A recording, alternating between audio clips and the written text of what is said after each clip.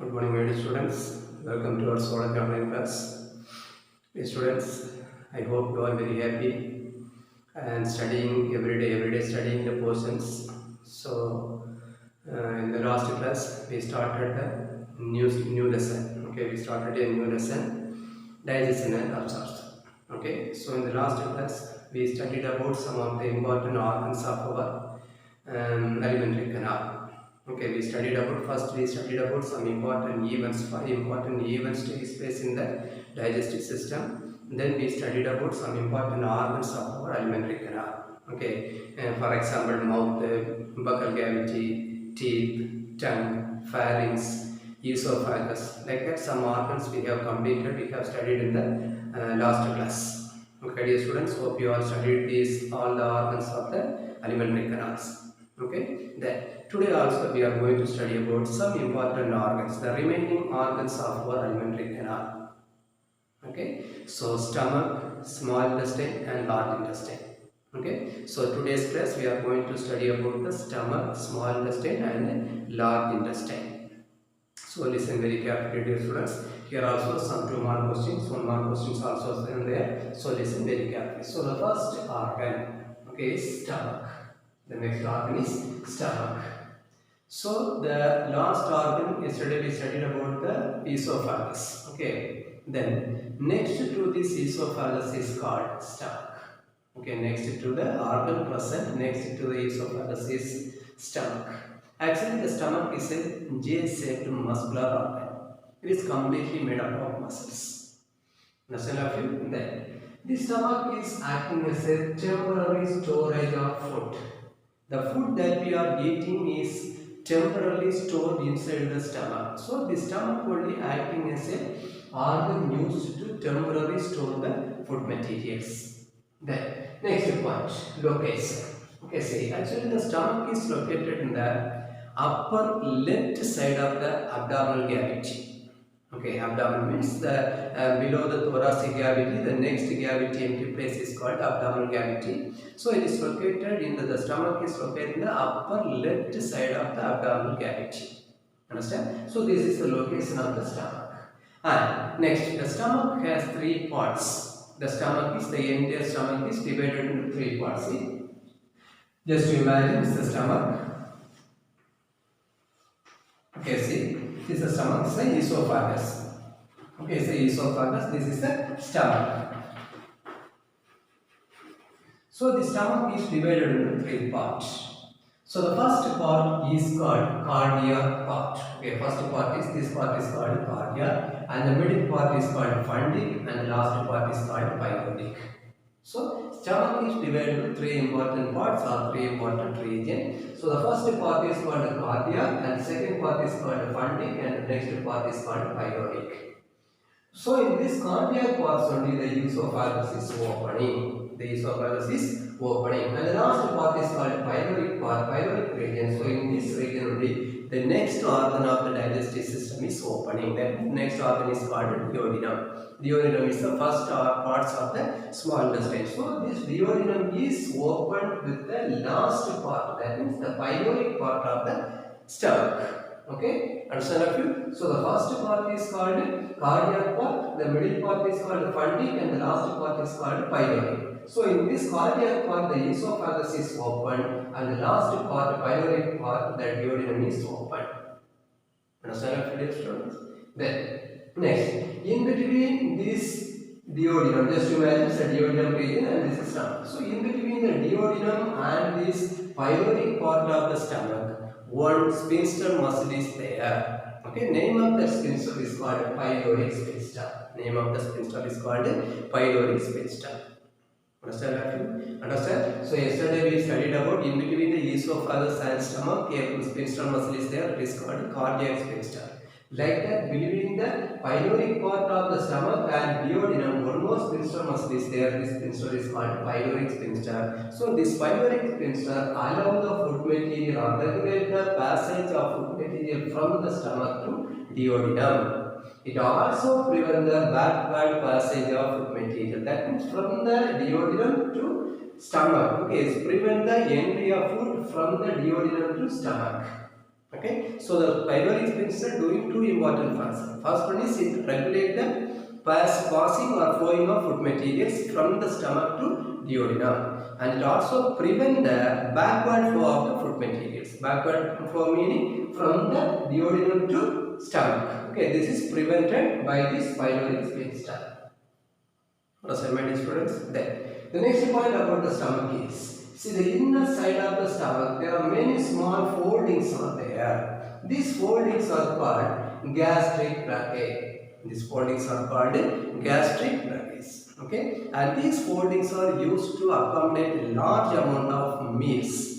Okay, when we eat more amount of food material, the size of the stomach is increased, because the foldings present inside the stomach is now enlarged. So it is used to or helps to accommodate large amount of meals. Understand a few? Present, so dear students, now we completed the next organ of our alimentary canal, the stomach. Okay, here one more question is there, important one more question, the pyloric sphincter. The location of the pyloric sphincter between the stomach and duodenum. Understand, dear students? Then next part of our alimentary canal is small intestine. Okay, listen very carefully. Many one more questions are here. See, the small intestine is acting as a final digestion and absorption site. Actually, the digestion and absorption process are started in the buccal cavity inside the mouth, and finally the food materials are digested and absorbed inside the small intestine. So, the first point about the small intestine. And second point, the small intestine is the longest part of our alimentary canal. Okay, there are a lot of organs are there, but the longest part of the alimentary canal is the small intestine. Understand a few? Then the small intestine is divided into three regions. The small intestine is divided into three regions. The first region, that means the next to stomach, the first region is called duodenum. This duodenum is a U-shaped structure, and the total length of this duodenum is 25 centimeter. 25 centimeter. And the middle region is called jejunum. The total length of this jejunum is 2.4 meter.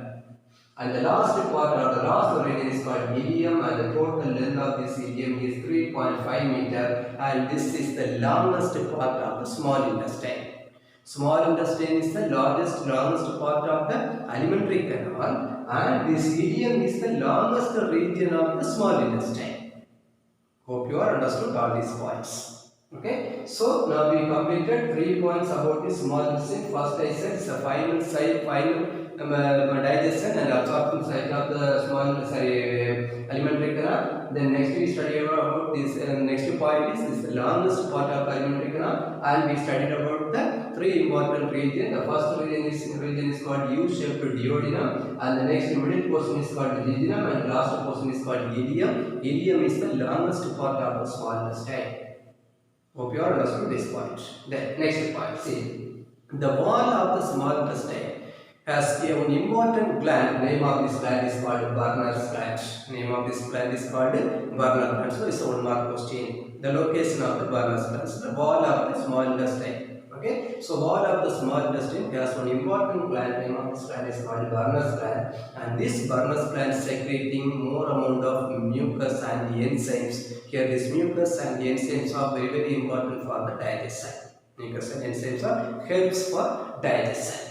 Then next point, see, at the wall of the ileum region. Okay, the wall of the ileum or the mucous membrane of the ileum region consists of many small hair-like projects, and it is called villi. So the wall of or the mucous layer of the ileum region of the small intestine consists of large number of many small hair-like structures. It is called villi, and the main functions of this villi is absorption. And the main functions of the villi is called is absorption. Okay, then the wall of the villi is made up of some cells. Okay, so in these cells also some projections, micro projections are there. These projections are called microvilli. Listen very carefully. The wall of the ileum, the mucous membrane of the ileum region consists of many small projections. They are called villi.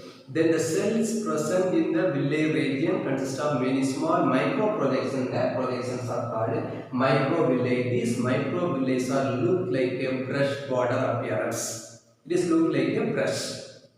Understand? So you all understood this point. Okay. Then the wall of the small intestine also consists of some special type of cells called goblet cells. These goblet cells are secreting a fluid-like substance is called mucus.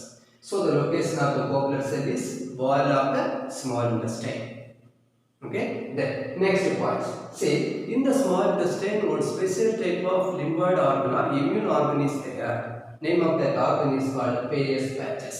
One more question. So the Peyer's patches is the organ or lymphoid organ or immune organ present in the small intestine, and main function of this Peyer's patches is production of lymphocytes. Here lymphocyte means cells of our immune system.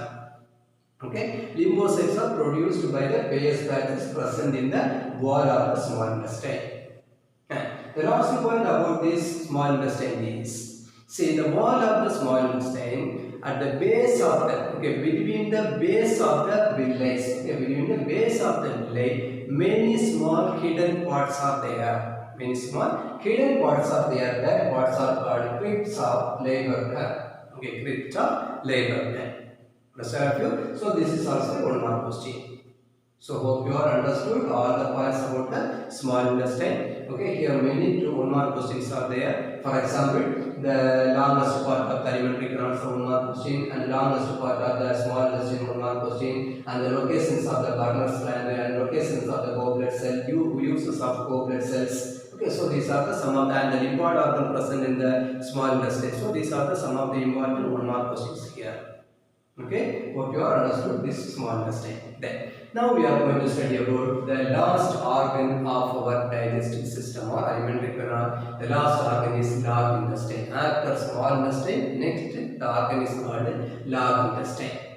And the large intestine is divided into three parts, or it has three regions. First region is called cecum, then colon, then rectum. Okay, cecum, colon, and rectum. Next to rectum is the anus. Next to rectum is the anus. Okay. See, this cecum is actually look like a pouch-like structure. Cecum is look like a pouch-like structure. And many one small projection, okay, finger-like projections also present in the cecum region. This finger-like projection is called vermiform appendix. This finger-like projection is called vermiform appendix. Okay, and this vermiform appendix, okay, is present in the cecum region. And in herbivorous animals meaning the plant-eating animals. Okay, so in herbivorous animal, the cecum and this vermiform appendix are large in size. The size of the cecum and the size of the vermiform appendix is large because the herbivorous animals are highly eating cellulose-rich food materials. Okay, so to digest these cellulose-rich food materials, the size of the cecum and the vermiform appendix is large, and here one important bacteria, some useful bacteria are also there in these two regions. These bacteria also helps to digest the cellulose-rich food materials. Okay, hope you all understood this point. So three parts are there: cecum, colon, and rectum. The first part, the cecum, is look like a pouch-like structure, and in this cecum region, one small projection, finger-like projection is there. This is called vermiform appendix. In herbivorous animal, this vermiform appendix and the cecum regions are very large because these two regions are used to digest the cellulose-rich food materials, and in these regions, high amount of beneficial or useful bacteria are also there. Okay, then next point. See this large intestine. Okay, the next next part of this large intestine is colon. So now we completed the cecum. The next we are going to study is colon. This colon is divided into four parts. The colon is the middle part of the large intestine, and this colon is divided into four parts. First part is called ascending part, the next one is transverse parts, and third one is descending, and the last one is sigmoid colon. Okay, so ascending region, transverse region, descending region, and sigmoid colon region. So these are the four regions of the colon region. Understand you? Then inside the colon region many small enlargements are there. Okay, many small dilations are there. These enlargements are called castra. These enlargements are called castra. Okay, then next to this colon is rectum. The last part of the large intestine is rectum. This rectum is acting as a temporary storage place of feces. Feces meaning human waste. Okay, so this rectum is used to store the feces for a temporary period. So here is a 1 mark question. Then this rectum is opened with the last part of the alimentary canal, the anus. Okay, rectum is the last part of the large intestine, and this rectum is opened with the anus. Okay, so in the opening place of the anus, one more sphincter muscle is there. It is called anal sphincter. It is called anal sphincter. Understand all of you? Then in the anus region, a large amount of arteries and veins are there. Large amount of blood vessels, arteries and veins are there, and these arteries and veins are togetherly called anal columns. Anal columns. If any enlargements or if any infection occur in these blood vessels, it leads to one disease. Name of the disease is called piles or hemorrhoids. Or it's called hemorrhoids. Understand, my dear students? So, dear students, now we completed the large intestine also. The structure of the large intestine. So, dear students, so in this now we have completed all the organs of our alimentary canal. Many 1 mark questions there. Okay, many 1 mark questions are there, particularly some sphincter muscles. Okay, the first sphincter, yesterday we studied about the first, in the last class we studied about the first sphincter muscles, the cardiac sphincter present between the esophagus and stomach. Okay, and the next sphincter, today we studied about the next sphincter. This sphincter is called pyloric sphincter. It is present between the stomach and duodenum. Okay, or small intestine, between the small intestine or between the duodenum and stomach.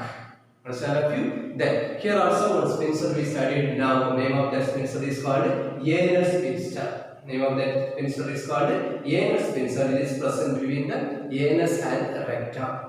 Understand a few? So like that, many 1 mark questions are also there. So dear students, so this question is not important for 5 mark question, but many 2 mark questions, 3 mark questions, and 1 mark questions also there. For example, 3 mark question, explain about the small intestine, or explain about the large intestine. Like that, the 3 mark questions may be asked. Understand a few? So dear students, now we completed all the organs of our alimentary canal. Hope you all enjoyed today's class also. We will meet in the next class. Thank you.